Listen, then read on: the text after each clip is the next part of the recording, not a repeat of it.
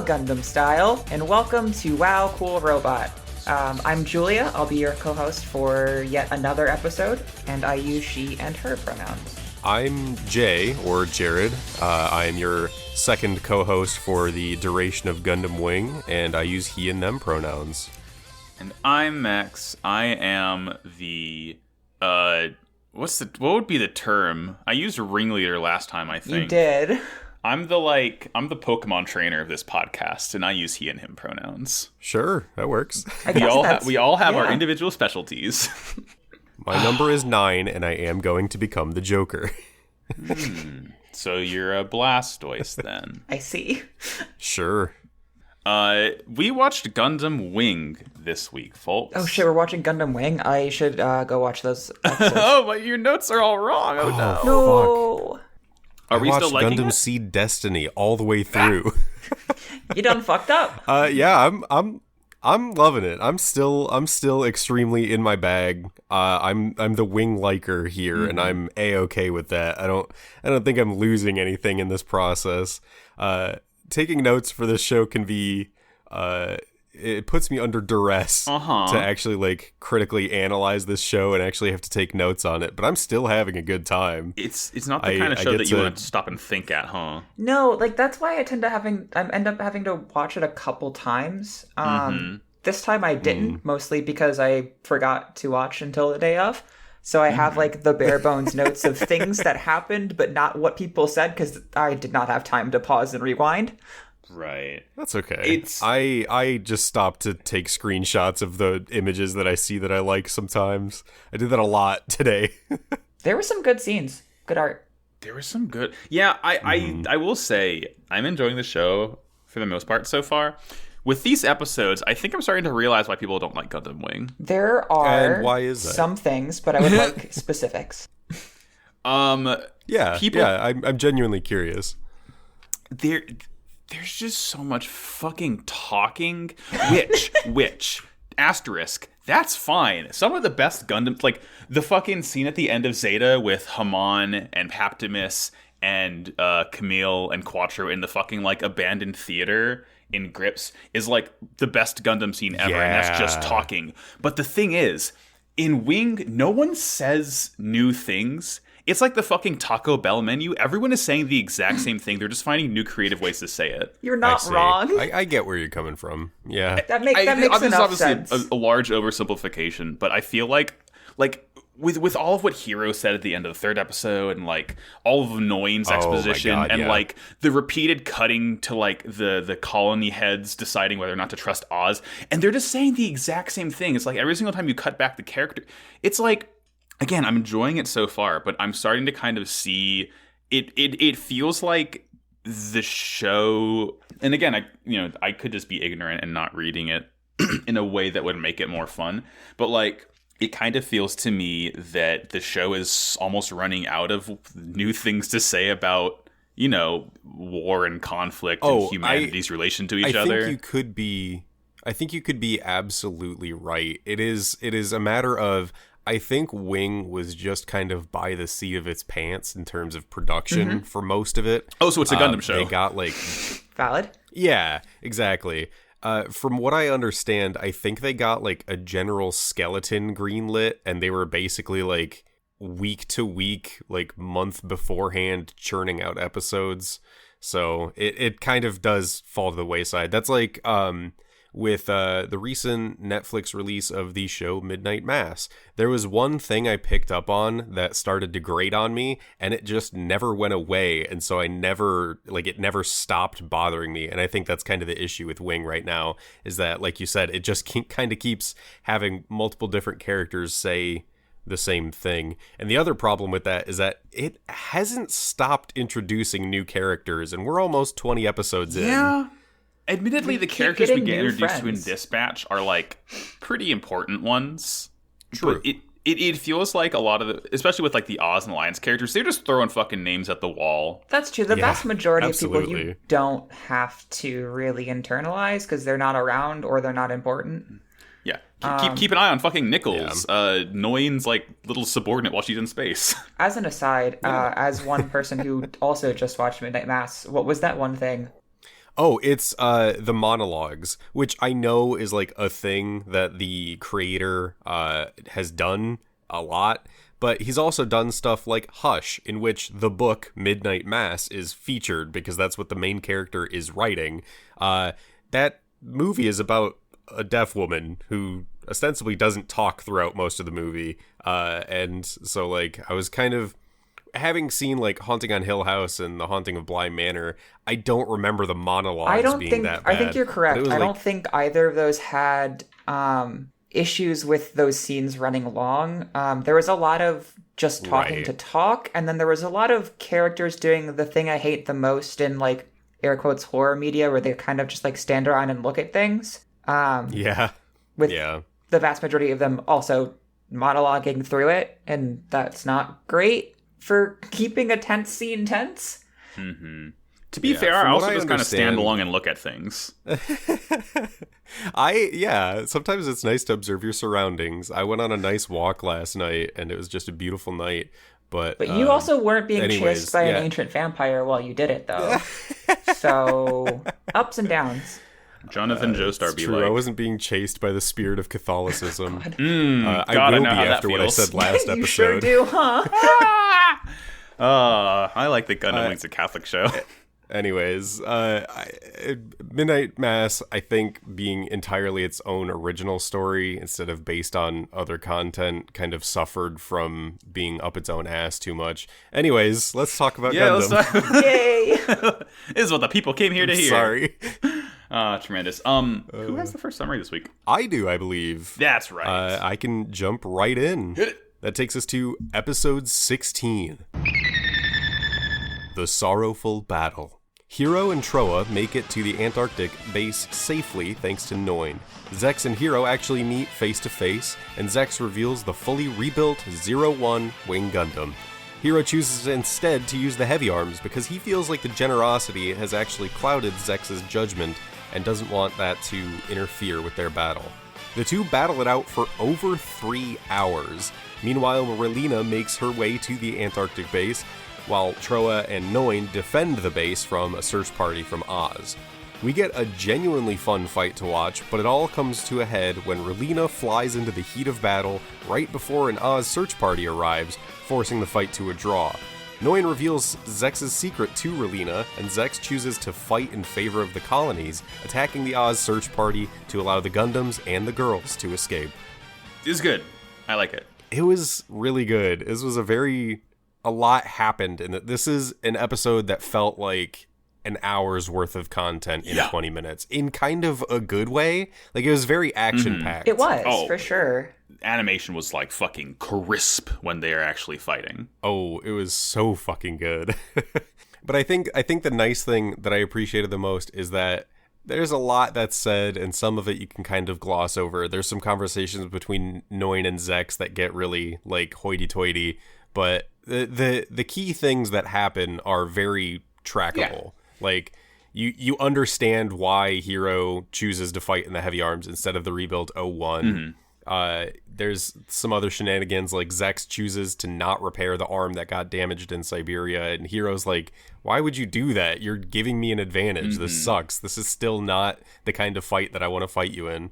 So a lot of the key moments still track pretty well, which is nice. And like, continuing that, you understand why Zex did it, because it was damaged in the first fight. It's a continuation of that was stopped early by Hiro self-destructing. So it makes sense, even if Hiro's kind of expecting kind of a fresh fight. That's not exactly the thing Zex has in mind. I feel like that's going to be a running fucking theme. Hiro doesn't ever know what's happening. No, nor do I. But, you know, we arrive at Zex's base. Noin and everyone else kind of know that, like, Oct's search group is going to be really close behind, so we got to do this quickly. They get out of the plane. They finally meet Zex face to face because Hiro and Troa are both there. Troa kind of like refuses to shake hands, and Zex is like, fuck, fair enough, I wouldn't either. We get a really cute conversation. So, like, yeah? Troa specifically says, like, after they introduce, he's like, what, are we supposed to shake hands now? He's so sarcastic and rude. Yeah, like, he's just kind of along for the ride. He's not the main reason. He's like Hiro's +1 to this affair. Yeah. We get a cute conversation as they're walking throughout the base. Zex like asks, he's like, yeah, you're named after Hira Yui, like the hope of the colonies. Is that your real name? And Hira just kind of looks over him and is like, is Zex Merkey's your real name? And Zex is like, noted. I guess we just won't use names. How about we not talk for a while? Yeah, maybe for the best. Then we see Wing. It's back. It's back. Skippy. Yeah, it looks good. I like to see it. I'm glad to see its stupid, like, abomination fins on the side of its head again. I love those fins. Weird elf ears. Noin is a little shitty and like asks if Hero's gonna thank Zex. It's so funny. Yeah. She says it as if he is a child, but as if he's a kindergartner. Complete talking down to a child, like, say thank you, and he's like, I'm gonna kill him as thanks. Don't worry about it. Yeah. Like, she specifically says, don't you have something to say to Zex? Miserable. God. Yeah, he introduces himself the same way he introduced himself to the other Peacecraft in this show. I'll kill you. Yep. Yeah. It's so Zex good. Thinks to himself, like, while Hiro is talking about this, he's like, I don't care if I die in this fight. Like, that's how I want to go anyways. And Noin is like, oh, I've got a bad feeling. I don't think either of them should die in this conflict. Yeah, she's like, I have to keep both of these bozos alive now. Great. Mm-hmm. It's a weird recurring theme in this show of characters who are like, I'm okay dying as long as I accomplish my mission. Like, this is true for basically every single main character of this show. It's weird. Right. I think it's weird how it's approached sometimes, though, because it's so over the top. It's like, risking your life to fight for the thing that you are trying to accomplish has weight and meaning to it. And sometimes these characters are thinking of it in a sense like, oh, I'll just throw my life away. Like, I don't care. And it kind of undercuts, like, the points they're trying to make. Yeah, it does weaken the, I guess, the drive and the importance of what they're trying to do. And they're like, whatever. It's fine. Right. Mm-hmm. It definitely feels like they're trying to say something with it, and like I don't think I paid enough attention to it to kind of form like an actual take on why every single character wants to die to accomplish their goals. But like, it's something that I'm certain that we'll see, just more and more as the entire show goes on. So we'll see how it goes. Right. And then we've got Relina. She's actually at the base where Zex blew up the like Tallyi spare parts in front of Oct. And there's like a soldier who's like, there's nothing left. Like, I don't know why you're here. God knows how she got into this place in the first place. Like, why are you in the office? But we also... Yeah, and we also see that she's there with her butler who gets a call, and literally the the dub version, he whispers, he just goes, it's just noises, and Relina's like, very well, and then they walk away and fly off, and the soldier like calls into Noin, and he's like, yeah, I don't know how, but they're on their way to you. That butler has some connections that he is not sharing with the class. I still think he's just the only character who knows how to use Google. God. I think the other thing that I need to point out is the butler's name is Pagan. His name is Pagan. It's very important. His name is Pagan, and we do find that out later, but what on earth, of all the names to have, that is one of the more wild ones in this show. I mean, it's relevant because this is a Catholic show, so they're making some sort of commentary here. We get the first of our many, like, just completely inscrutable conversations in these Badger episodes now, because after Relina and her butler take off for Antarctica, Noin's kind of, like, talking aloud to herself, thinking about how Romefeller's going to go after Zex now, and she, like, kind of wonders aloud, like, if even Zex is doing what's right. And, of course, Zex is around the corner eavesdropping. And although he specifically says he's not trying to, he just happened to be eavesdropping. Yeah, God, casual Zex, very casual. And I really didn't write down a whole lot of what he said here because I was just kind of like glazed over. But the main thing is he sort of talks about how he's developed this aesthetic sense in war, but the Gundam boys are different. Like they'll fight and they don't care if they die, which is really fucking rich coming from Zex. Yeah, like, I'm not sure I believe the things that you're saying, Zex, considering you're everything else we've seen in this show up to this point. So here's my analysis of this. I think Zex is trying to say he has a vision for how he wants to present himself in a battle, and that usually comes off as him being extremely quick, extremely efficient, getting to the point and just getting things over with so that he wins the fight. And that's like very much in line with the sense of him and Trey's kind of thinking of war as a game, whereas these Gundam pilots are not literally, but they're fighting in more of an animalistic way where they are doing whatever it takes, even if it puts them in the midst of harm's way. Like Zex would play it safe, but try to like get things over with quickly. And the Gundam pilots are trying to fight like a war of attrition. It doesn't matter what side they end up on. They're going to keep fighting to the bitter end. Hopefully, I guess that's the way that it came off to me, I guess.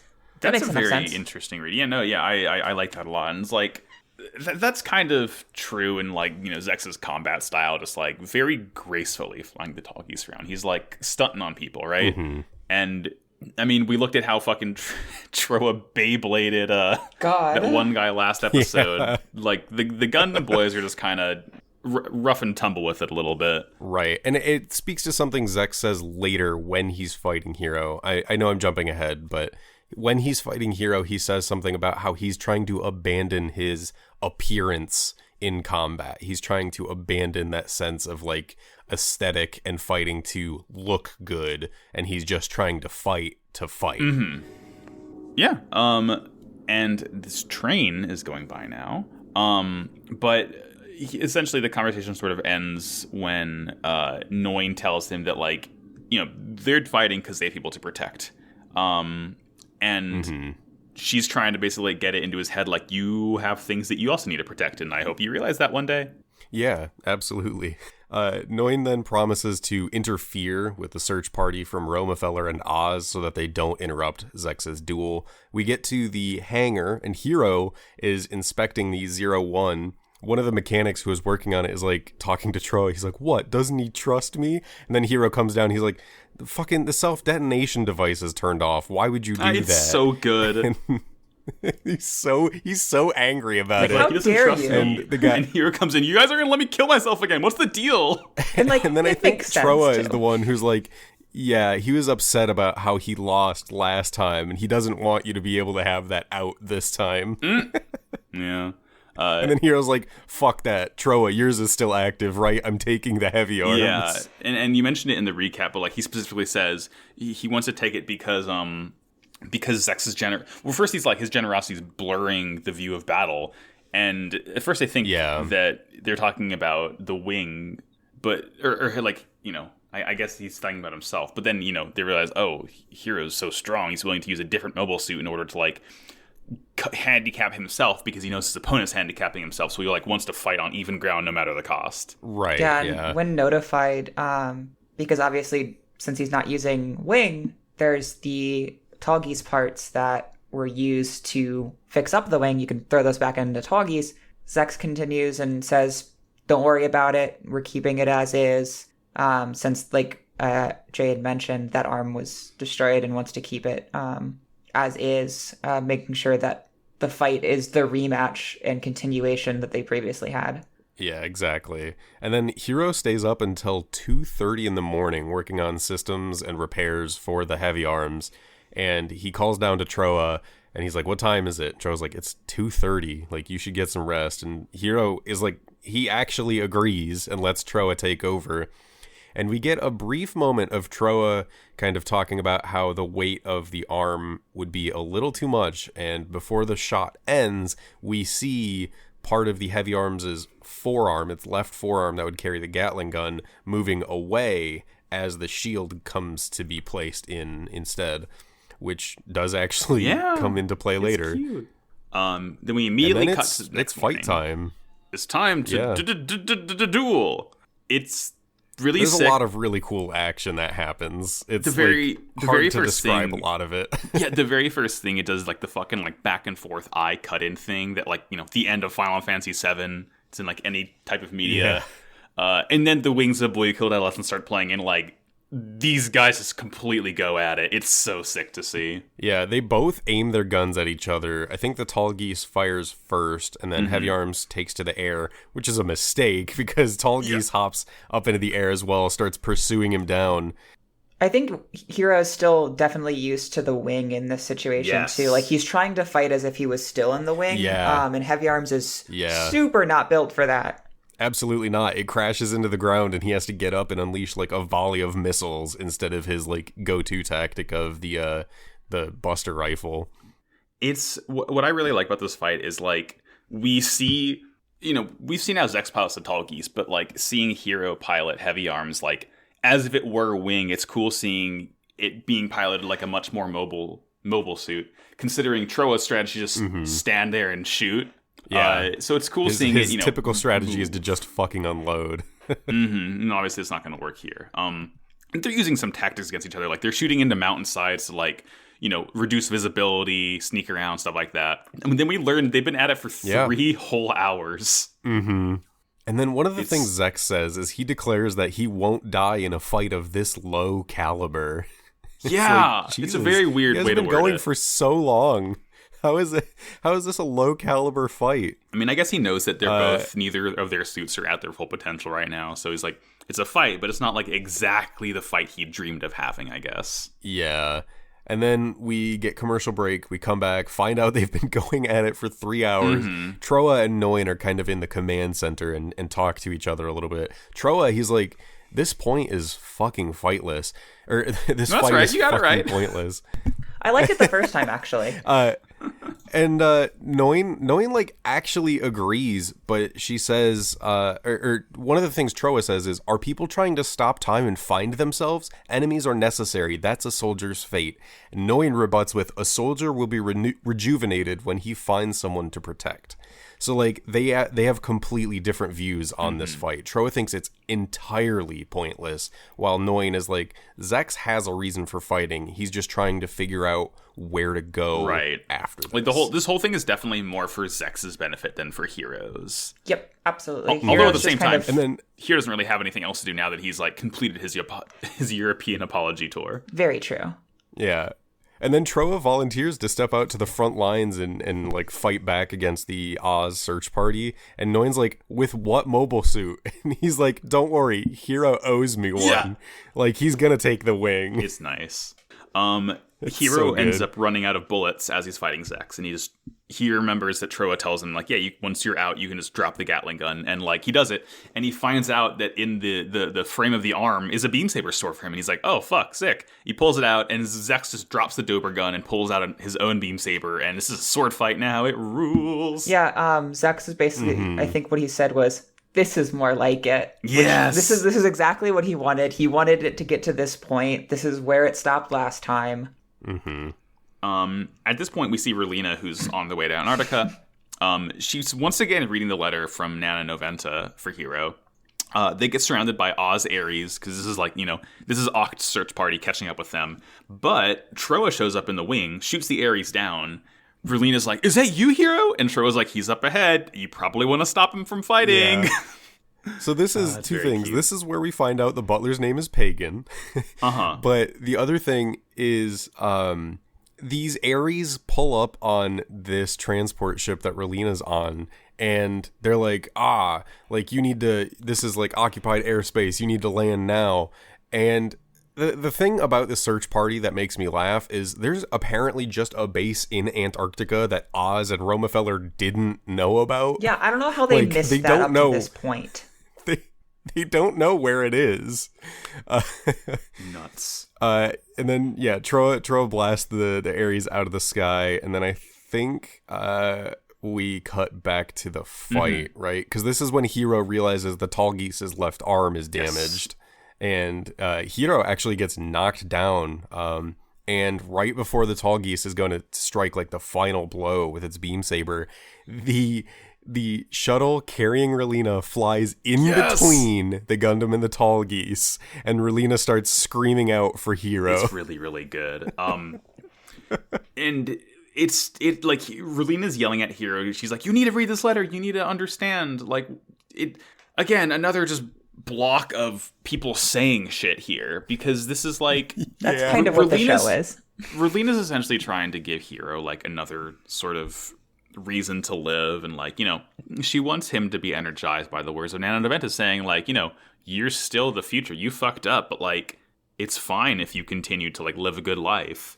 And Zex is seeing all this, and he's like, Zex doesn't give a shit about any of this, because again, this is more a battle for him than it is for Hiro, and he even thinks to himself like, I'll show her how dirty war can be, and just starts bashing Hiro with his beam saber. He's like, I don't give a shit. Like, if like Zex doesn't care if Hiro needs a reason to live, because Zex is the one right now who's trying to find a reason to live. And like, while he's absolutely a very honorable like duelist in this moment, he's not necessarily caring about the actual like human inside the cockpit. Absolutely right now. not. And that comes up in the later 2 of these episodes. I forget which one, where he's not really doing any of this for Oz. This is all for himself.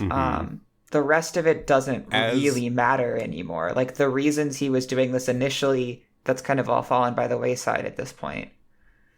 Yeah. And while the tall geese is just bashing on the heavy arms, go ahead, Max. Oh, no, I was just going to say, what the fuck was I going to say? I don't remember. You keep talking. It left me. As the tall geese is just absolutely wailing on the heavy arms, Relina, or Noin, like, contacts Relina and starts talking to her and is like, you need to get out of the way. They need to see this fight through. And then Relina's like, no, this fight is stupid. And I can't remember what it is. She gets like really mad about Zex fighting dirty and then just stands up and starts screaming. She doesn't have her headset on anymore, so she can't communicate with Hiro, but she orders Hiro to kill Zex. Yeah. And then Noin's like, no, do not do that. Please not. That is, hey bud, that's your fucking brother, dude. I didn't realize she didn't know Zex was her brother until now. Yeah, so Noin had given Relina a lot of info. Obviously not everything, however. Yeah. I mean, we know that Zex knows Relina's sister. Yeah, absolutely. Yes. I think Relina was so young when what happened to the Sank Kingdom happened that when she was fostered by the Dorlin family, she just kind of has accepted that as her de facto family. I think what it also was that like made me confused is that she knows Zex is like a peacecraft, like, or at least fighting for the peacecraft name. So I guess that she thought he was like maybe like a knight of the Kingdom of Sank or something. But like I'd assumed, because they were all of wiped the conversation with Pagan. Yeah, about the fencing conversation where Pagan was like, oh, I did, fence with him back in the day. And Relina's like, wow, you knew him? He like knew the Peacecraft family? Because that's like, Pagan was somehow also in the know because of course he was. Yeah, it's always the butler. But this is, Relina just like, she's like, oh, my brother? And then just kind of takes it in stride immediately. Yeah. And then Noin is like, yeah, he's done some pretty crazy things, and I've always stood by his side. And Relina's like, you're very fond of him, huh? And Noin says she loves Zex. Really good. I'm writing that down. Probably going to be important. That'll be important, yeah. Good.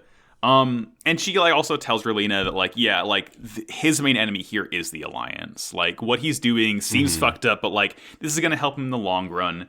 He can only find his inner soldier when he's fighting the Gundams. So maybe by fighting the Gundams, he'll learn how to revive the Sank Kingdom. And Relina's like, through some good shit. enough. Yeah, Relina's like, weird way to do therapy, but all right, take care, goodbye. And then there's a lot that happens pretty fast. The Oz search party shows up on the radar, and they're immediately overhead of this like duel a bunch that's of going ships. on. 30 craft, like 100 Ares. It's nuts. Yeah, they say it's like 100 Ares. Troa pulls up in the wing and is like, listen, we can each take 30. That'll be good, right? And Zex is like, nah, fuck that. I'm going to take them all myself. Yeah. And then screams, glory to all the colonies as he flies towards all these Ares units. That fucks so much. I loved it. It's so good. Top 10 Gundam it fucking moments. Rules. It's so sick. Like, he's like 33, how about 00, 100, goodbye. It rules. Yeah. And like he even like turns back to here and he's like, all right, we'll continue this later. Like I got some business to take care of. And there's like this really triumphant music playing at the same time. And we see Wing goes bird mode and like Heavy Arms jumps up and like grabs onto its talon as they fly off. And Zex tells Noin. It's really that silly. That animation is very strange. I mean, like, I guess he can't use it as, like, a rider, like you know, a Dodai in Universal Century or something, but, like, there's still not a really good way to do it, would not make it look like, you know, because you can't just have heavy arms just flying. It has to have some propulsion that isn't just, like, its backpack. But anyway, Zex tells Noin, it's like, hey, let me know once Relena is safe so I can surrender. Because, like, at this point, he realizes he needs to protect Relena. He needs to ensure that she's the one to, like, revive Sand Kingdom and put her on the throne. So, like, Noin is like, you figured it out, you dumb fuck. You did it. It's your sister all along. Take care of her. And then we get Relena looking out of the plane saying, I don't care how it happened. I'm just glad that battle is over. Yeah. I'm glad my brother has to fight 100 mobile suits by himself now. She's just happy the hero's not going to get killed. Really did roll with the punch of learning that she has a brother and just immediately moved on. Mm-hmm. Girl boss. And that takes us into the second episode this week. Ooh, that's mine. That you. I know how podcasts work. Episode 17. Betrayed by home far away. Lady Un has become a diplomat of Oz to the colonies and is working with them to have the colonies debate and decide if they should accept Oz's, in this case, peace proposal. Oz is playing as a peace organization in this situation rather than the military that they actually are. Duo and Catra are attempting to catch the attention of the other 3 Gundam pilots by attacking a spaceport, trying to get them to understand that everyone needs to get the fuck up to space, while Un is in the process of capturing the 5 engineers of the Gundams themselves. The 5 pilots successfully make it to the spaceport and take off into space. However, Catra and Catra and Sandrock rather, are self-detonated to kind of give them enough time to escape. Let's go to space. Hey, it's space now. Let's go the fuck to space. I'm so excited. I wonder, I'm trying to think, of all the Gundam series I've seen, I don't know if any of them have taken this long to go into space.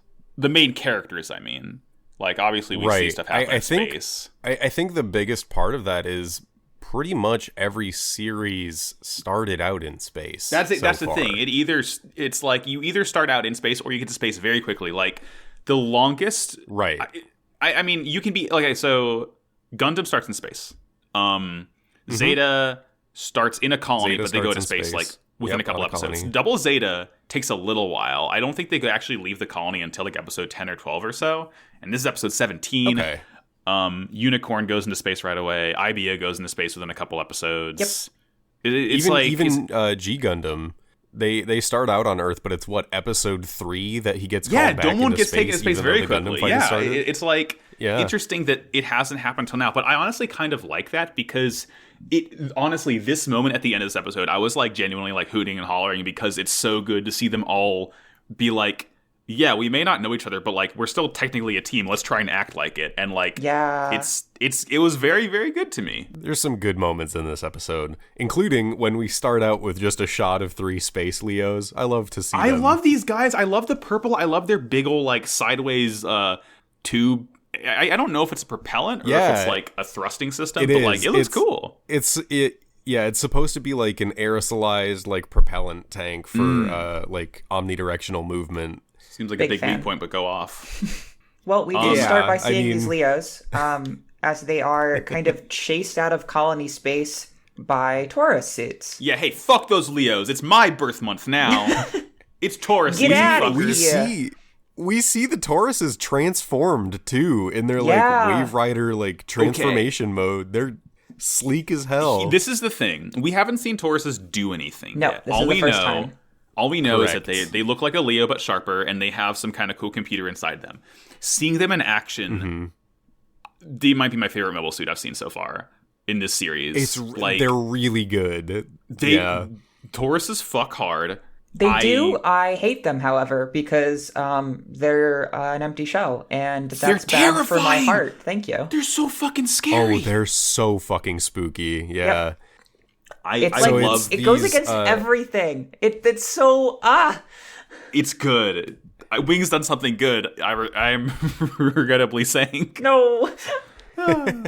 So we get like this almost inverse to the first episode of UC 0079 and Zeta, where instead of the like people infiltrating a colony, it's these people getting chased out of a colony.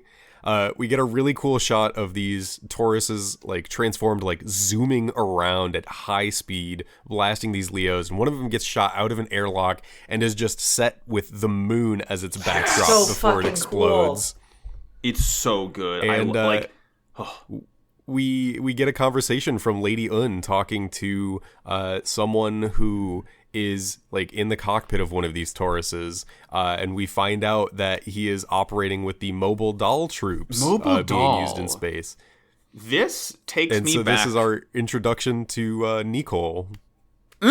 Yeah, that's how it's Nichols pronounced in English. That's why his is Nichols. That's already a name. Yeah, it's already a name. I'm gonna say Nickel, but oh my gosh, that's the just my 5 cents. Nicole is very funny. He's Russian. Thank you, Julia. We also like. It's weird that we don't get the reveal of her name until later on, but like it's so obvious as Lady Un. There's no one else it would be. She just looks completely different because she's like, I guess she's rightfully thinks that she's too scary with like her glasses and like really tight military braids and like takes her hair down and puts on lipstick and sexes herself up to talk with the colonies. I don't know what the deal is here, but like whatever. I like to see so she's got her hair down and she's not wearing her like red uniform. She looks like an entirely different person. I think part of it is like a tactic to maybe look. Well, this is the thing, right? The whole reason Oz is in space at the colonies now is to make them seem less militaristic. So her showing up in just like business clothes instead of like full military dress and like not looking like a really uptight higher up in the military is like definitely a good tactic to make people think that like she's on their side. So I can understand this. And that's shown a little bit later during all of the conversations with the colony leadership, where some of them are kind of being taken in by this and by what An is doing. It works. If she was because there's the dressed as normal, I don't think that would be happening. That she's giving. Right.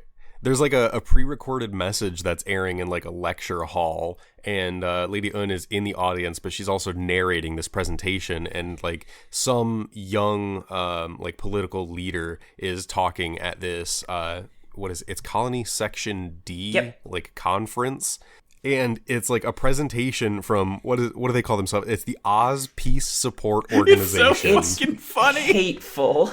And the video says like a bunch of shit that's like, oh yeah, the Alliance was oppressing you with military power. Oz is using military power to free you, and that's a good thing. We're also blowing up space mines, which it's confusing for a moment on which kind of mine they mean, because there have been like asteroid mines in previous Gundam series. No, these are literal like mines, like explosives that separate the colonies to prevent travel and communication between the colonies that apparently the Alliance put up. I mean, seeing what these mines do would just be like target acquired and fucking rocket towards you. Yeah, I can understand why the colonies would be happy getting them out of the way. A lot of like scary machinery is this episode. I do want to point out just one quick thing before we move away from the conference, and Lady Un has her fun little interaction. There are members of this crowd that are just like spray paint blotches in the background on the scenes. God. Fucking hilarious. They just kind of gave up. I love that so much. It's hard to draw people. People just look different in space. This is what living in a colony does to a motherfucker. Yeah. And then Lady Un leaves the conference and talks to the guy who is actually like giving this presentation for the Colony Section D conference. And he's like, I think it's really great what Oz is doing, trying to liberate us from the Alliance. And he's like, by the way, what's your name? And she takes off his glasses and puts them in front of her own face. And she's like, you can call me Lady Un. And he like blushes. we get a little bit here. She's like, oh, you're so young to be leading this whole thing. And he sort of says, he's like, well, you know, in this case, you just equate youth with potential. And he mentioned something about how, you know, us third-gen colonists, we can tell the difference between the Alliance and Oz now. Like, those old-timers will equate you, but, like, you know, we're young and hip, and we recognize the difference between you two. And obviously that's very much working in Oz's favor here. Yep. Real Cameron Bloom guy vibes. Yeah, I don't give a shit about this guy. Who cares? Get him out of here. I fucking hate this guy. What's the next scene? The next scene is oh yeah, that's right, we're back on Earth. Katra and Duo are chilling by the pool. They're just they're just at a nice little fucking resort. I love this. We don't know where they are. It doesn't matter where they are. They're chilling by a very bright, very white pool. A lot of glare from the sun here, but they're essentially... And I think they're listening to the news, right? Yeah, they're watching a transmission as Oz brings quote-unquote peace to the colonies. And Duo sort of remarks that everyone in the colonies is so easygoing that they're going to take all this lying down. They're going to accept this. Oz is passing himself off as the resistance against the Alliance. So, of course, they're going to, like, worm their way into everything in the colonies now. Which is, like, smart on their part. Yeah. Sure. And they're like, it's very obvious to them that Oz is just going to try to politic their way and win over the colonies that way. And Katra is like, you know what? Fuck them. We should bring our Gundams back to space. Specifically, we should make a huge scene and force Oz's hand and like try to get them to show their true intentions. Mm-hmm. It's like Katra with the big brain moves. Absolutely. It's good. And then we go back to the colony for this like boardroom meeting where this old guy walks in as like that same third generation guy who was giving the presentation earlier is meeting with other members of this group. This old man walks in and he basically sees through what Oz is saying, and he gets dogpiled by these youngsters and they're like, nah, fuck you, shut up, old man. Like, Oz is good, actually. It's like the old guy's just like so done. Says, it's like this is so annoying. Most annoying. Yeah. He's so fucking mad. I am too. Yeah, right? I get it. It's nice seeing the sort of like, you know, they're absolutely portraying the differences between the, I guess he'd be first generation probably, between, you know, first gen and third gen age, colonists I think here. so, yeah. Yeah, he's definitely not like just one generation behind them. But you know, he just calls them all fools for believing Lady Un, for falling for Oz's schemes. And then we cut over to the Tauruses getting rid of the minefields like they promised. This reminds me a lot of that one scene in Galaxy Quest where they drive through the minefields that like magnetize and like follow the ship. God, this is a fucking good movie. Everyone should watch Galaxy Quest. I've never seen it. People think Spaceballs is a good parody of Star Wars. First of all, Spaceballs isn't even that good. And Galaxy Quest is like a parody of Star Trek, but like is also just like a fantastic movie. I think I've seen this. Give me a second here. Fucking Alan Rickman's in it. Sigourney Weaver's in it. Tony Shalhoub is there. Isn't the premise that like they're actors on a show and good. then it becomes real? Yes. Yeah, it's they so get good. like taken from the like convention or some shit, right? Yeah, they're doing like the Star Trek convention circuit basically. It's really, really funny. There's also don't ask me how I know this, but there's a deleted scene in that movie where one of the characters gets really high in a bathroom and they cut it from the release because they wanted to maintain like a PG-13 rating. And so the character's just acting high the entire movie. But with no context. For no apparent reason. Outstanding. Yeah. Excellent stuff.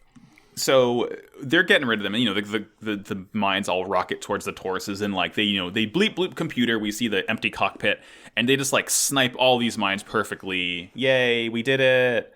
After that, we cut to Lady Un, who's getting her braids put back in. Yeah, yeah. One of the things Nickel says is like he's like cleaning up space has gotten so much easier, and it's like fuck you. Like it's a good thing that this is happening, but also like fuck off. Don't be a dick about it. Yeah, I really don't like that these things exist. Mm-hmm.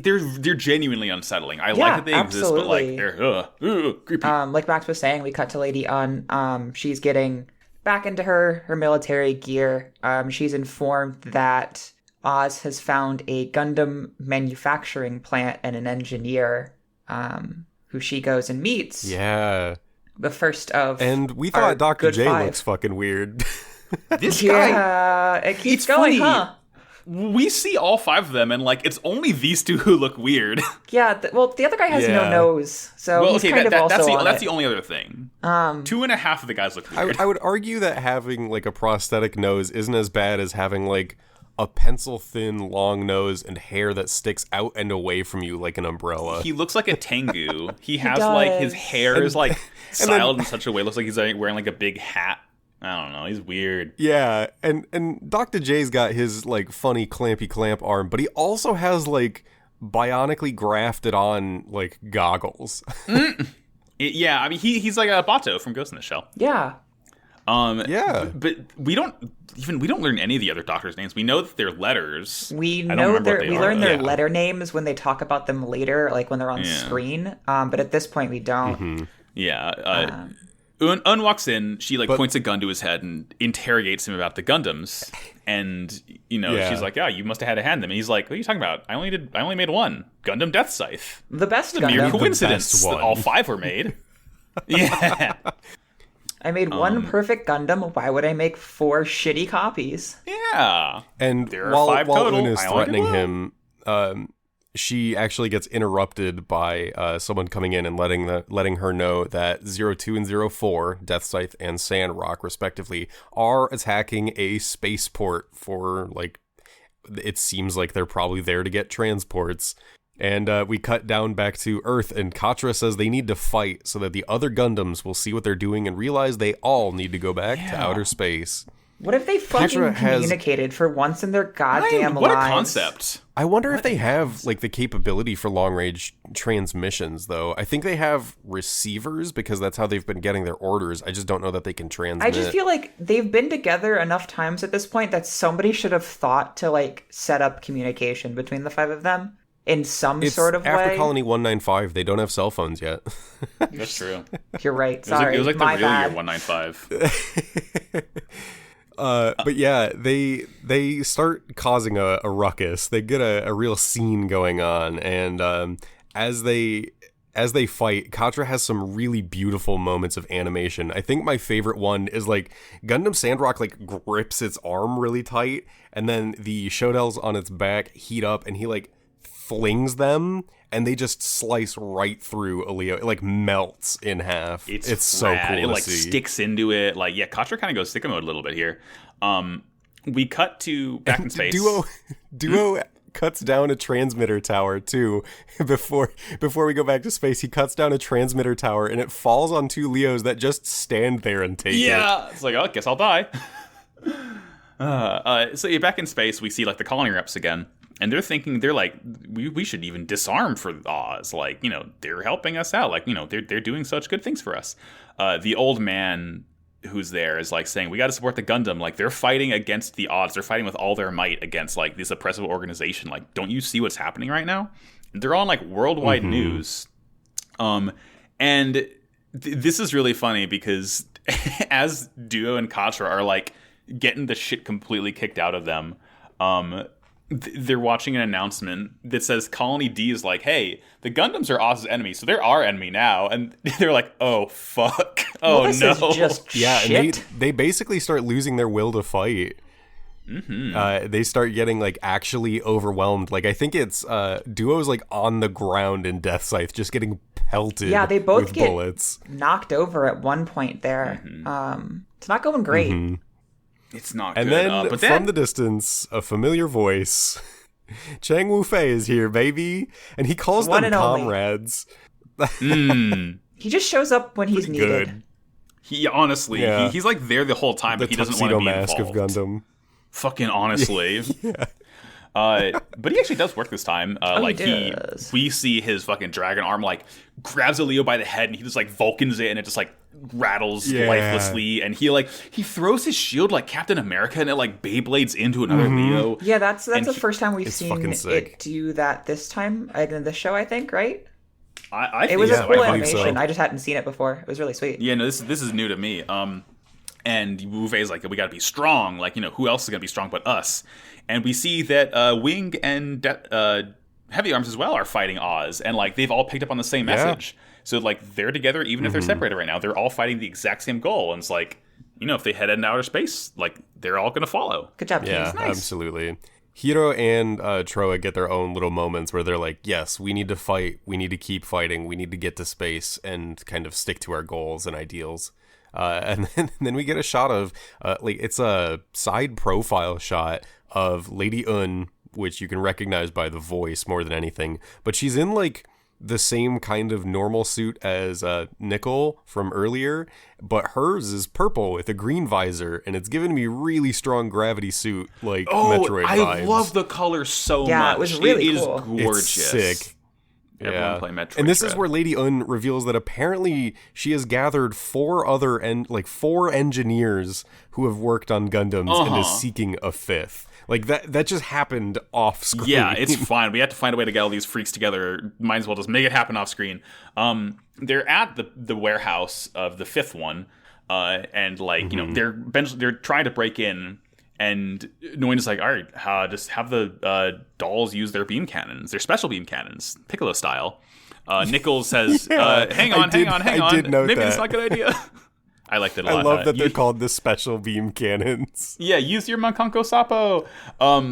But Noin says, whatever, like, if the colony takes damage, we'll just say it was incited by a rebel attack. Like, so Noin is, like, once again back on the bullshit that Trey's told her to cut out, but she doesn't care because, she's in space doing her thing right now. Before they can do it, though... And it turns out the entire time, Dr. J was on the comms listening to them, and he laughs.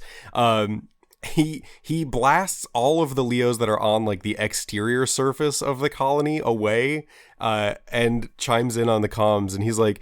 I see that Oz hasn't actually abandoned its, like, warmongering, like, terrorism ways. I will surrender to spare the colony. But you see that, like, he's standing in a spacesuit. The hole he just blasted in the wall is from a Buster rifle he fired manually. So good. Which is... It's so choice. It's so fucking sick. It's so good. He rules. And then I think we go back to the Gundams on the ground. We see Death Scythe getting loaded up, and Duo is like shouting to Katra. He's like, you need to get on board. We're running out of time. Wu Fei is basically like, you're defending us right now. I'm going to thank you by leaving Earth. Mm-hmm. Everyone thanks each other in weird ways in this series. Yeah. And Katra is truly like, I need to stay behind and protect you guys so you can make it out of here safely. And Duo hates it. He hates to hear it. But he does end up on his own HLV aircraft carrier thing. And Katra does something that makes me real sad. Katra does a funny little face. The back of this episode, like, I had to stop before starting the next one. I was a little emotional about it. Yeah. We do get the meme face of Katra, like Max mentioned, which is I think it's still my Twitter header where it's I have it fake subtitled to say I'm going to become the Joker, but Katra chooses to self-destruct. He activates the self-destruct sequence on the Sandrock, and the Sandrock pulls its shield up in front of the cockpit and opens it without Katra doing that, and he's like, oh, Sandrock, you want me to get off? Sandrock starts walking forward, finds a spot to, like, drop Katra off, and then autonomously continues walking forward. Rad.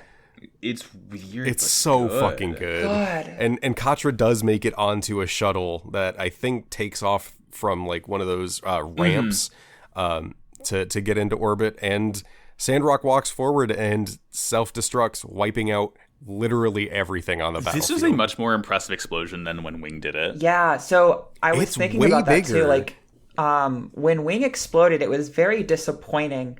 But when Sandrock does, like, you watch the explosion go out from it, like, and envelop the other suits that were there with it. It like evaporates them. It's nuts. It's super cool. One thing that is still so weird to me. Go ahead, Max. What's weird to me about the explosion, we've seen this with Wing as well, it does the red outline, but the only parts that glow, I've noticed, it's are the only cockpit and the center stuff. It is the cockpit. It's like, I don't even think it's it's like the cockpit, the face, not the whole head, just the face, the crotch, and the front skirts. It's weird that it's only those parts, especially the front skirts, because that is just like an outer piece of armor. That's not like part of the frame necessarily. It's weird that would glow. I would expect it to be only the cockpit and the head and the crotch maybe, but like it's interesting choice to make the skirts glow. But regardless, yeah, big fucking boom. Goodbye every mobile suit nearby. Like Wing, sure, I believe it is standing. I think Heavy Arms, I think Sandrock's gone. Yeah, the only reason I can think of for Wing in particular to not be as destroyed as it should have been is because when Duo found it in the bottom of the ocean, he stabbed near its self-destruct area and deactivated the alarm on it. That is the only thing that I can think of, is that maybe something got slightly mangled or malfunctioned. Obviously, Hiro had like months to fix and repair that before blowing it up, but That's like the only reason I could possibly think of to argue is why the Sandrock blew up so much bigger. I believe it. We cut back to space. Dr. J is with all the other doctors. They're finally meeting again after 15 whole years. They're like, hey, we all did our plans. Congratulations, everyone. Pats on the back all around. Yay.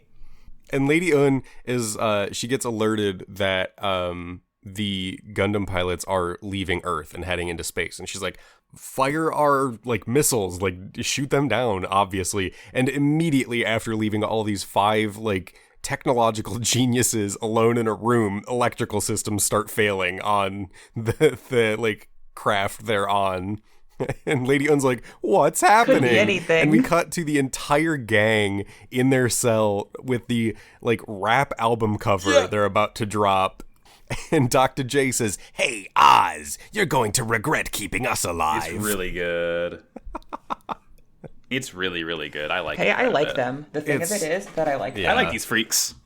I like them. They're fun.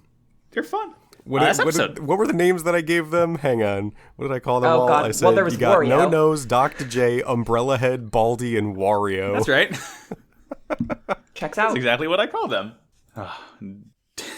Check out the mixtape dropping soon. Yeah, for real. That'll take us into episode 18, however. Tall Geese destroyed. Zex has received a court-martial for his unruly actions from Treize, who decides to send an overwhelming force to kill him in battle in order for him to die a warrior's death and inspire Oz, but he secretly wants Zex to survive and return to him to help him keep Oz in line. Before this is carried out, he gets in a Leo and fights some mobile dolls to demonstrate to his engineer that human tactic is not to be ignored when faced with the mobile doll AI system. Meanwhile, in space, Alliance remnants find Catra's escape shuttle and try to protect it from Oz to no avail, which leads to Lady Un strong-arming the Gundam engineers into designing a suit for Oz. Catra ends up escaping safely, stashed in the cockpit of a damaged space Leo. Back on Earth, Zex fights off as many suits as he possibly can and escapes safely, but not before deciding he can no longer return to Treize, as his helmet symbolically breaks apart. Lastly, Hero is attending a new school in the colony under Duo Maxwell's name, and gives a quite frankly concerning introductory address to the class where he essentially says, war is bad. Yeah. This is a good episode. Everything happens so much. This one is a lot. It's a lot. It's a lot. My first we notice get a is bunch of sister really good seeing the shots title. of yeah, we get a bunch of really good shots of like the colonies and stuff though in outer space, which is really nice. It's just like really solid like sci-fi art. I like to see it. It's quite nice. So Un is like being attended to once again. She's kind of suiting up. She's being briefed on the doctors, and she like essentially decides, look, we're gonna use them to make the most powerful mobile suit yet. More powerful than the Tall Geese, more powerful even than the Gundams. Like, we got geniuses on our side now. Let's do this. If I may, it does give us a little scroll with a single letter for each of the members of these like engineering teams. There is Dr. J, Professor G, who worked on Death Scythe. He's the umbrella guy. Dr. S, who worked on Heavy Arms, who I think is the one with the messed up nose. Mm-hmm. Professor H, who worked on Sandrock, who's the guy with the like pencil mustache, and Master O, the bald guy who worked on Shenlong. Tremendous. These guys are just they're a lot. They're a lot. I really like that Lady Un's first thought is like, oh, these guys built the Gundams. Let's make something that's better than those. I'm gonna like basically hold them hostage until they do. Yeah. Lady Un looks at them and says, Walko Robot. Right. Treize is back on Earth. He's kind of thinking about Zex, and or is he talking to Zex? I think he's talking about Zex. Okay. He wants Zex to defeat the Gundams and continue to serve the Ramafeller Foundation. He's talking to him. Zex actually through the intercom on the carrier. You're right, yeah, because Zex says he won't do it. He doesn't want to keep serving the Ramafeller Foundation. And then Zex is basically like, okay, die for Oz instead of getting court-martialed, bitch. So it's interesting. He actually like explains himself pretty well here too. He's like, I can't do this anymore. Like, this has become like a personal drive for me. It's not the same. This doesn't feel right. I can't do it. Mm-hmm. I can't be like a pawn Treize for this does specifically anymore. Yeah, Treize says, if you died, you'd be free. Farewell, Zex Marquis. Wonder if it means anything. It's probably nothing. It's probably nothing. It's probably nothing. It's definitely not something that's going to be relevant in 23 minutes. Yeah, right. And he basically... And this is when we find out that the ship that Zex is on is going to be basically attacked by a bunch of Oz troops. By 50 Aries and 20 Cancers. Yeah, Squad. like genuinely more troops than he probably actually fought in Antarctica. And Zex thinks to himself, like, okay, I need to use this as my chance to escape from being Zex Marquis, but I also want to like remain Treize's friend, which is like kind of a weird thought to have. Can't do both, after buddy. all of that. Yeah, No, like there's no way out of this that you get to keep that relationship standing, and no longer be like a part of this organization. Like it just doesn't. You don't get both. Right. But essentially, like, and then Treize wants to kill him. The mobile dolls. Yeah. Yeah. So they're back at the castle. The mobile dolls are really scary, and like his engineer here, Tubarov is his name. He's talking about how these are going to replace soldiers. Essentially, it's the future of battle. And then an enemy Leo starts charging like the little room they're in and like firing on it. And they're like, "What the fuck?" And they realize it's Treize in the cockpit, and he's like, "Hey, fight me, coward!" It's really good. It's like I forgot that was Treize, and I was like, oh, okay. It's him. Is this the first time we've seen Treize in an actual mobile suit? I think so. Yes. Very good. I like to see it. Because what Treize is doing is he challenges the mobile dolls, which also the Leos are like wired up to run the mobile doll system, which is a really cool touch because the Tauruses were like designed around it, and they're basically like they're trying to retrofit make it. the Leos backward compatible. Yeah. But Treize is basically like, you're taking the human element out of warfare, and that's like a critical and crucial piece of warfare, because if we just throw these mechanical things out there with no one to make judgment calls, it could be potentially devastating. And he's like, sure, I'll like let me fight the mobile dolls as a demonstration of the human ability in warfare. And the guy's like, sure, fuck you, mobile dolls, kill him. And then Treize orders the soldiers in the command room to assassinate Tubarov. It's so good. And he's like, wait, hold on. Let's talk about this. And Treize basically says, just because you might have the firepower on the field doesn't mean you will have the firepower where it counts, which is over other, like the control and the power over other people. And he ends up destroying the mobile dolls. And he like tells everyone to retract the order to kill Tubarov. And he's like, in the future, think about humans. It's like, don't rely only on the mobile doll AI. Like, you have soldiers on the battlefield. Remember that. And he kind of like thinks to himself. He like wants Zex to return to him from this like, impossible death scenario, because he needs his help to prevent Oz from being taken over by worthless people who will run things and make worthless decisions like this. Mm-hmm. They're buddies. That's all. Boyfriend. And they were roommates. So in space, this like Alliance remnant base sees Katra's shuttle. And like, Katra's been like fucking wounded because, again, he was in battle before he went to space. So he's like kind of passed out in there. And they want to end up capturing him. They don't want to kill him because like they're like, hey, this is a Gundam pilot. Like, he has skills. We can have him help us fight Oz. So let's go out and save him. Yeah, at this point, the Alliance members have kind of realized that the Gundams are better off to them alive and also fighting Oz than being destroyed. Because they know they stand no fucking chance against Oz, but these Gundams keep fucking winning somehow. Yeah. And before they can really make any moves, the radar alerts them to 5 Tauruses on the way, and one of the soldiers is like, we got 20 Leos, like that are equipped for spaceflight. We have the numbers advantage. And their leader is like, please don't underestimate those things. Rightfully so. These things are monstrous at this point. Yeah. God, we see the engineers who are like, they start trash talking mobile doll technology. They're talking to Lady Une about like, only fools are going to fight a war without getting their hands dirty. Like, this is just perpetuating more violence because like people are just getting depersonalized from these conflict and death that they're causing. Very and Dr. J even says, he even says like, I'd rather you just kill me than make me work on a mobile doll. And at this moment, Lady Une kind of says bet. Yeah, right? She gets the transmission that the Alliance are helping the lone pilot. And all the engineers are like, haha, see? Yeah, and she's basically like showing them like a live feed from inside the cockpit of the Taurus as to what's going on, where Nickel and one other pilot are commanding 3 mobile dolls along with the 2 Taurus suits these guys are actually in. And it is a pretty quick face-off because the Leos do immediately get like overwhelmed. And I think one of the mobile dolls takes out like 5 Leos, and another one is just dodging left and right. I think they clock its speed as going like 8 Gs. Like, it is going so fast that its acceleration is equivalent to 8 times Earth gravity.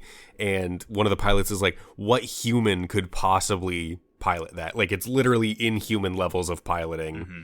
Yeah, 8 Gs. Just showing how fucked up the Tauruses are. At this point, Un is like, yeah, just kill him. He doesn't have a Gundam. He's useless to us. Dr. J asks for the communicator, and he tunes... I don't know what he was going for here, but he tunes it to Hero's frequency. And this is when we hear Katra's message. I think there was supposed to be some sort of, like, secret transmission frequency that Dr. J was using, something along those lines, and Katra, having connected with the other Gundams before, maybe knew what it was, and so he was broadcasting on that line in hopes that whoever was sending Hero mission reports or like missions would receive it. I guess it's really just kind of a like little Deus Ex Machina kind of thing. But Dr. J hears Katra's message and chooses to actually submit to Lady Un as long as they keep the pilot alive, which would be Katra. While that's happening, though, the remainder of the Alliance from this little outpost managed to intercept Katra. They actually get on board the shuttle, and we do see the shuttle like kind of blast the last Leo that was attached to it away, and the shuttle takes off, and the Tauruses immediately fire. Like, they just instantly, Nickel is like fire on that. That's where the Gundam pilot is. Destroy that. And it turns out it was bait. It was bait. Because we see Katra is like in like a trashed Space Leo's cockpit, totally fine. The Alliance guy is dead.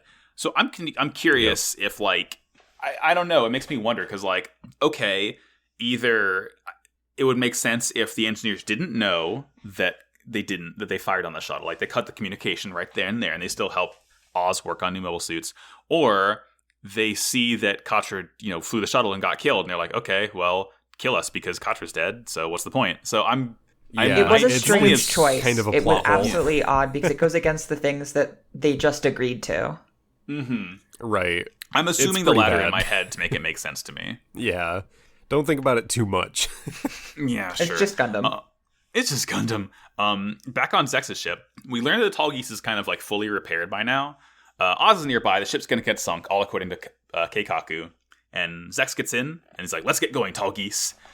We see all of the mobile suits deploy. We see the Ares and the Cancer. The Cancers are like green now, which is cool. I like this look for them. It's a nice color. Yeah, they're like not the typical I like red. the red the most. It's just, it feels right because they're the boiled crabs. crab look. The red is a little more iconic. It does make more sense. Green is also good. I will say But, that. I mean, but yeah, the red just is, it's snappy. Crabs don't turn orange until you cook them. So yeah, it's the boiled crab look. Yeah, maybe they decided to go for something that would actually suit like aquatic operations. That is also fair. There's a bit more camouflage when you match the ocean. Right. The red ones are really easy to spot. Yeah. But Zex is like, I'm going to prove that you underestimated the value of my life. And he's just going off here. He's just killing as many suits as he possibly can. Eventually, he gets hit by just like 1 trillion missiles and gets downed into the ocean. Yeah, he gets grabbed here. Specifically. There's an Ares that grabs onto the verniers on his back, and another Ares that latches onto his front, and then he just gets hit by like 1,000 missiles and falls into the water, and immediately gets torpedoed by a Cancer. Mm-hmm. It's crazy. And like, while he's getting bombarded underwater, he says some very personal stuff. Oh, he sure does. I think the entire line is, Trays, stop following me around, or else I'll want to fulfill your radical hopes. This friendship of the past will only last until my mask breaks, which he says as his mask starts to crack. So good. And eventually does shatter. It shatters. It's so good. I fucking love to see this. I mean, you can argue he's not Zex anymore. This is when he becomes Milliardo again. Yeah. Mm-hmm. Absolutely. That's exactly No why I liked the line of Trey's saying earlier, if you die, you'd be free. Farewell, Zex Marquis. Yep. Really good. Really good narrative really good. Through line. Like, what the fuck? Yeah, I love it. And then we get, like, the most unhinged narration I've heard in this show yet. It's like, essentially, the entire remainder of the episode is Hero talking as we see, like, what all the other Gundam pilots are up to. You know, we see Katra's, like, fucking passed out. Wu Fei's, like, spinning around in 0G in the hangar. Wu Fei's just floating around in 0G. Troa is, like, looking up. Troa is, like, hacking a computer. And Duo's just, like, floating out in an asteroid field. It's a lot. But Hero's narrating. He's like, the space colonies are merely a false imitation of Earth. They're made to enrich Earth itself. Everyone will eventually want to go back to Earth. Yeah. Mm-hmm. The idea is, like, colony life is so much more stable than Earth, so we can sort of guarantee mankind's eternal survival. And then he's like, but what did the colony technology bring to Earth? It's all military power. And, like, even now, thanks to Oz, the colonies are becoming military powers. And, like, they want to control the planet now, and mankind only thinks of itself. War never changes, but this is false pacifism, false living space. All outer space can do now is just breed more battlegrounds. And this is what he's saying to fucking introduce himself to his new class. It's so good.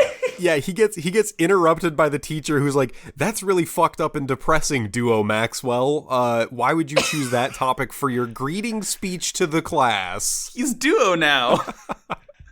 Yeah, he has assumed Duo's name, so he is repaying Duo who used his name previously. It's very good. These boys share everything, including names. It's nuts. It's so funny. And, like, I just... after he gets shut down by the teacher, we get a little more narration about, like, how soldiers can only prove their purity on the battlefield and they remain untainted or some weird shit like that. And it's just a shot of the tall geese and Zex just face down on a beach. Yeah. He's sleepy. You take a nap now. He's sleepy. He's sleepy. Good night, sweet prince. I gotta say, the shot of Zex is really, like, it is a shot of the tall geese with Zex in front of it. And they're basically in the exact same pose. Yeah. But also, the beach is, like, a little sparkly, and when we get a close-up of Zex before the to be continued, there's just sparkles around him. He's a Twilight vampire. He looks like a little magical girl, and I love him. He's and he so looks beautiful. Pretty, too. And this is the best part about Gundam Wing, is it begs the question of what if Char was sexy? I mean, it's about time somebody asked it. I know a lot of people who would already tell you that Char is sexy, but regardless... Look at Char from Char's counterattack and tell me that at any point Char was sexy, because you're wrong. I mean, okay, true. I'm looking specifically at Quattro Vagina. That's not Char. Okay, fair point. Yeah, it's not Char, it's Quattro Vagina. Two separate people, of course. Don't get it twisted, right. Max. Don't get it twisted. Hey, how about some voice acting time now? It's time. Hell yes, please. Let's do Beyond Toon World. You're going to love this. Trust me. Beyond Toon World! I was looking at behindthevoiceactors.com, my favorite website, and I was looking to do Lady Un, but, like, there's not a whole lot. We'll get to her eventually. I want to talk to you all about Minoru Inaba, who's the voice actor of Dr. J. Ooh. Okay. He was born November 8th in Shizuoka, Japan. He's been active since 1980. He's been at it for a while, and I'm gonna kind of save, like, some of the really big hitter roles for last, because boy howdy. So starting in the 80s, we have a lot of, like, pretty pivotal, iconic capstone space sci-fi animes. Mm-hmm. He was an Ideon as Lachlan. He was an Astro Boy as Alvin's dad, whatever. He was in Macross in 1982 as several characters, Oigol, Lin, and Maestroff. He was in Photoms in 83 as just some soldiers, some background voices. In the Transformers, the original TV show, 1985, he was Jazz, Cyclonus, Brawn, and Swerve. Okay. Fuck yeah. I sent that list to Audrey, and she was like, hello? So, big deal. I know Jazz is a really important one. Quick question for you, Max. I don't think I've heard Dr. J's voice in the dub, or the subtitles, rather. What does he sound like? Does he just kind of sound like a normal guy, or does he sound fucked up like he does in the dub? Normal guy. God, of course he does. He's got such a specific voice in the dub. Yeah. His voice is so honestly, weird and grating. I think it's more our conflation of making him sound like Harley Quinn. At least for me, that makes me think he'd have a special voice. But no, he's just a regular guy for the sub. Let's see. In 1985, Blue Comet SBT Leisner. He was like 20 different roles. Just like a big one there. He was the Colonel in the original Dirty Pair, 1987. Skipping that role. 1989, Gundam 00. He was Charlie. So there's a Gundam right there. Hey, 1992, Yu Yu Hakusho. He was Mr. Iwamoto. Is that a recognizable character at all? Sort of. Okay. Recognizable enough. In 93, he was a couple of G Gundam roles, but most notably, he was Jack of Diamonds, one of the Shuffle Alliance. Very good. Oh, hell yeah. Welcome back. Yeah, that guy. The French one, I think. I'm actually going to pull this up so I can follow along. Okay, but don't mention the ones I'm skipping because they're really important. Oh, I guess that would kind of spoil myself for it. Okay. Yeah, no, trust me. You're gonna want to you're gonna want to hear it. Fair enough. 1996. Yeah, I definitely learned that lesson early on. Yeah. He was fucking Zordon. Oh. You know, fuck the head in the yeah. tube. He was Zordon. He was in like a lot of different Slayers animes. There's a lot of different roles. I only really barely remember Slayers watching it like on Cartoon Network at nights when I was a kid. In 1999, Star Wars Episode 1, the Japanese dub, he was Fode and Bede, who are like the two-headed pod racer commentator. Okay. Interesting. Oh my god. Yeah, kind of a weird one there. In 1999, everyone's been in One Piece. I don't know if these are big roles or not, but he was Naguri, Neptune, and Manji. Again, and I don't know, One Piece is 1,000 episodes, so yeah, that could be a lot of characters. That literally anybody to me. In 2001, he was the fucking Magic Mirror in the Shrek dub. Jesus Christ. Yep. Huh? In 2002's Gundam Seed, he was William Sutherland. That's something right there. It is. In the Japanese dub of Jungle Book 2, in 2003, he was Bagheera, the black leopard? Jaguar? Oh, the panther. Leopard, I think. Panther, that's what it got there in 3. Yeah, we did it. There you go. In the 2003 dub of Finding Nemo, he was the dentist. I guess P. Sherman. Interesting roles. In the 2006 dub of Cars, no, he was J. Limo. No, bad. Stop. Awful. No, dude. In 2009's Madagascar 2 dub, he was the fucking lion. He was Ben Stiller. Not the first one, though. They just recast him. I guess. In all the Professor Layton games, he was Don Paolo, who's like the fucking Moriarty to Layton, I suppose. Goodness. Okay. He's Count Brocken in Mazinger Z. Some more modern stuff in Star Wars Rebels. He was Zeb Aurelios, who was the what's the species? The weird bat-looking alien that was in like the main cast of that show. He's cool. In 2015, but yeah. In 2015's Arkham Knight, he was Alfred Pennyworth. Okay.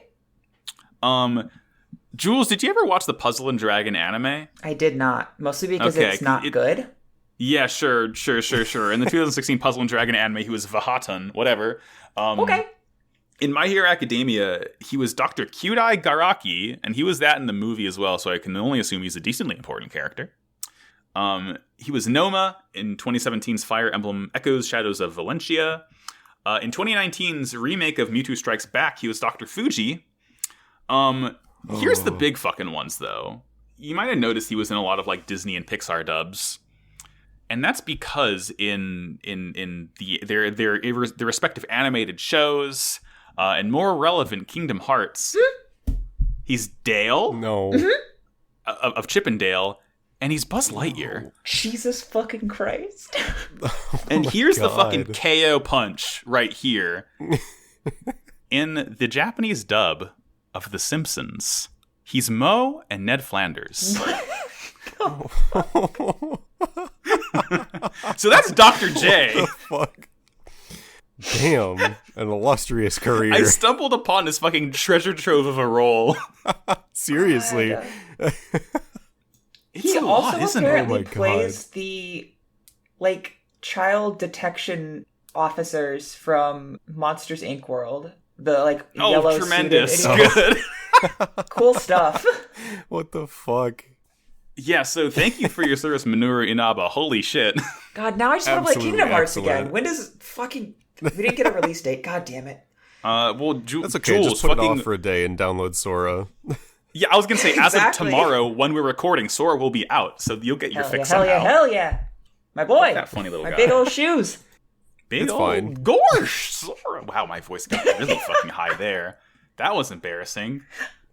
Let's end the podcast. You have the power to edit it out, but now that you've talked about But you're it too not much, gonna, though. No, that's the problem. That's my fuck up every single time. I say something embarrassing, and instead of like glossing by it, I'm like, "Hey, look at this thing I did, Like everyone." this thing I did for 5 I minutes.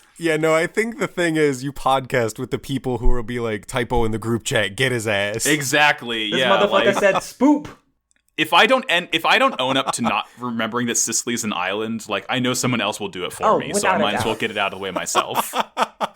I had already forgotten about that. Jeez. I mean, there's a in fucking the podcast early description, which is really good. in one of the early Pot of Greed episodes, I didn't know how to pronounce tarot because again, raised Catholic, so I called it Tarot, Oh, and that was the Max. episode title Oh, because yeah. everyone completely dogpiled my ass for it. That's good. So the point is, find friends who will own your ass is my best advice. Oh yeah. Uh, Dumbass, lovingly. but hey, yeah. Dumbass affectionate. That'll do it for us, though. Let's do plugs. I'll go first if that's all right. My name is Jared, or Jay. Like I said, he and them pronouns are fine for me. You can find me on Twitter at PagliacciProtoJ. It is sounded out like it, Pagliacci Proto J. It's pretty straightforward. If you're looking for someone to do voice work on something, I can do characters, and I can also just do straight reads. I am literally a radio announcer, so if you need a voice on something, let me know. You can also find me on our lovely Discord server, which I will let someone else talk about. I've been Julia. You can find me mostly on Twitter at the Crown Jules, Jules, with 2 underscores at the end. I'm mostly posting pictures of myself and my cats. It's pretty cool. Like Jay was saying, we have our Discord for the podcast, Wow Cool Discord. That's linked in the episode descriptions as well as in the Twitter account, Wow Cool Podcast, I believe. That's right. Got it. And I'm Max. You can find me on Twitter, MaxyBajillion. You can go to slappersonlypod.com or slappersonlypod on Twitter to listen to my video game music showdown podcast. By the time this episode comes out, we should have recorded our next episode on Splatoon 2, Squid Game.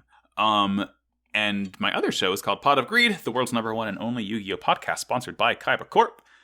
We are like right at the end of season 2. I think we have 2 episodes left, so like we'll have recorded our penultimate season episode by the time this is out.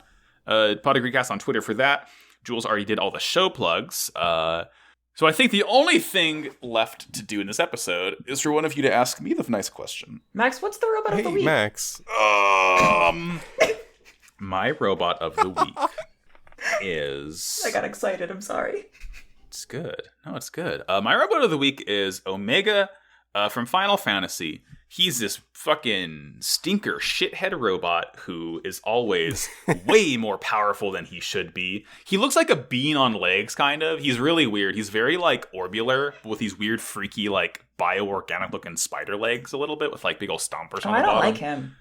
He's cool, but he's weird, and he's been in since the very first Final Fantasy. You had, like, a chance to find him on, like, the satellite where you fight Tiamat, the air fortress. I think most recently he was even in Final Fantasy 15 as like the end game ultra hard boss of the Royal Edition, where you fight him in like the future or whatever, and he's just like level 120, completely fucks you up if you're not prepared. Isn't he also he's always did he get a humanoid form in that one? Not that I know. I could be wrong. I mean, I don't think I have ever not gotten that far in successfully Final fought him. Fantasy 15. Yeah, I mean, it's not story related. He just shows up and is like, Oh, will yeah. fucking fight you, and it hurts. He's like a super boss, He's right? a cool guy, though. I just posted it. Yeah, in he's the always a podcast super chat. boss, yeah. That's apparently... I don't know if those are... I see Omega, but I don't know who these idiots are, so... I see concept art of Omega M. And I guess F. like maybe they plan to have him. Well, I haven't those seen are that. on the figurine that I just posted in the Discord Okay, chat. maybe it's it must be part of the raid of Omega then, or they're just like, hey, everyone loves this Why? Wait, hold on. You love this weird robot. Omega, you don't gotta conform to the gender binary like that. I know, it's True. kind of suspect. You don't need to have an M and an F. You can be whatever you want, Omega. Live your truth. They look like Nier characters. They do. That's what I thought it was at like first. Nier characters, don't they? That's why I was really confused. Yeah, right. Regardless, though, that will do it for us. Thank you all for tuning in to another wonderful episode of Wow, Cool Robot. And as we always... I stumbled over that, got over that one really well. As we always say, war is bad. Wow. Cool robot. We did it. One more down.